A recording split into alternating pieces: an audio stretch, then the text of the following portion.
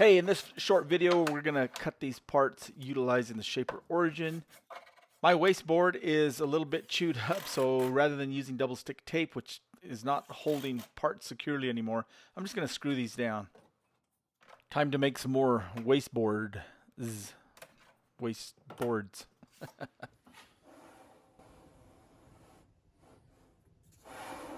I'm not sure why, but I love the action of the Z-Touch. Of course, anytime you're using an upcut bit, you're going to get a little bit of a burr on that first cut. So what I like doing is just sanding that down after the first cut and just makes the Shaper Origin glide smoother across the workpiece, right?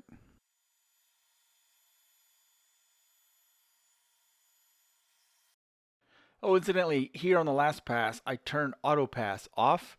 That way I can plunge down, go around, release, start again, finish the top part of the cut, retract, and that way it creates a couple little tabs since I didn't use double stick tape. You know what I mean, right? That way I don't have that piece rattling around.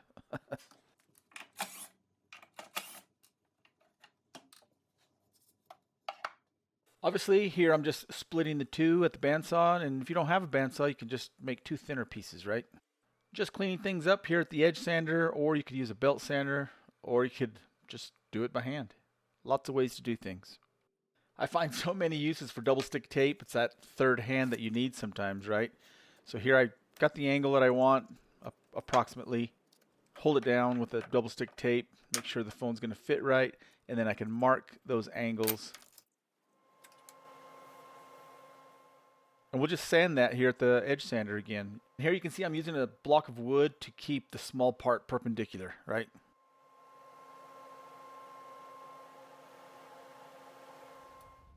All right, at this point, it's a good idea to make sure that the bevels are correct and that they'll accept your phone correctly. So that's gonna work for me. We can drill and add some magnets. All right, so here at the drill press, I've got a 1/2" Forstner bit chucked up. This might make you laugh. I thought it was kind of comical. Pretty high-tech solution, right? I mean, you could tilt your table or cut a wedge, all that jazz. I have a shim jig for making shims quick and easy, so I have a bunch of shims. So I just taped a bunch of them together and put this in place like this to determine the angle, and then use something like that to sight it by eye, mostly just to make sure it looked horizontal. Of course, we're going just about center in this height. Utilizing that double stick tape, I put these in place. I marked across the top pretty much where I wanted the magnets.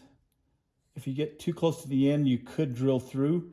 So I kind of went, toward the fatter part, and while I'm still in this ramped area that we created, right? And then I just took that line and transferred it down so I know where to drill. Of course, I'll use this flat, straight reference against the fence.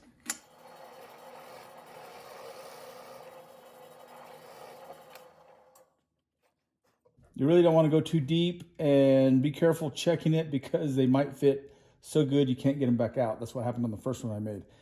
And so I'll just check this with some dial calipers, and I want the magnet just slightly proud. That way it'll make a better contact. If you go too deep, it's not the end of the world. You could just, you could use, thick epoxy and just not push it in all the way. I'm a little bit shallow here, and rather than trying to engage that hole while the bit's running, I just turn the machine off, bring this down, and turn the bit backwards until you find that location. Then you can flip the switch on and drill it just a tad deeper.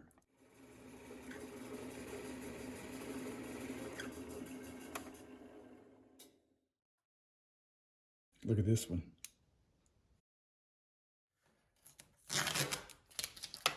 All right, scuffed the magnets, 180 grit, cleaned it with good-natured alcohol. Denatured alcohol. And I prefer epoxy. This is 5-minute epoxy. You can use super glue. I prefer epoxy. The viscosity just makes better sense for this application. Of course, it doesn't take much.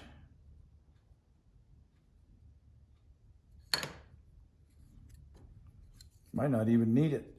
it fits tight.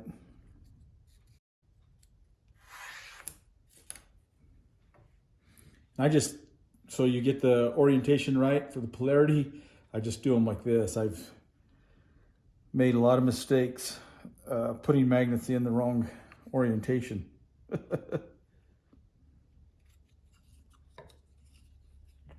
And then you can just slide them off. There we go.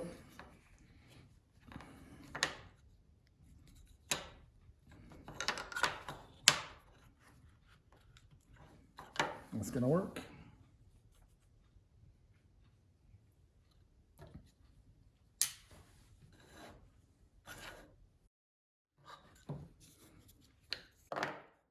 I decided to add a spring clamp just to make sure it's in there seated correctly.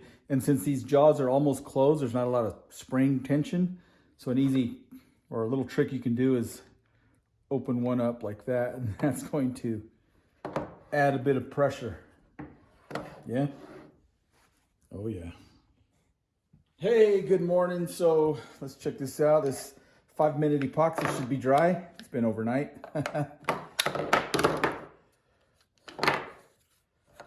These are gonna go, boom, just like that. Pretty good click, it's pretty strong, right? Of course, obviously I can't show my cell phone in there, but yeah, man. Simple, easy, fun. That should work. And when not in use, you can hang them on your fridge. That's how you do it. All right, at this point, I hand sanded all the corners and edges and then added a few coats of Deft lacquer just to keep everything fresh. Well, there you have it. Super fun, quick, and easy project, and extremely useful. So useful that I had to make another set. Hope you enjoyed this video. Thanks a ton for watching. Please remember to click, like, subscribe, learn.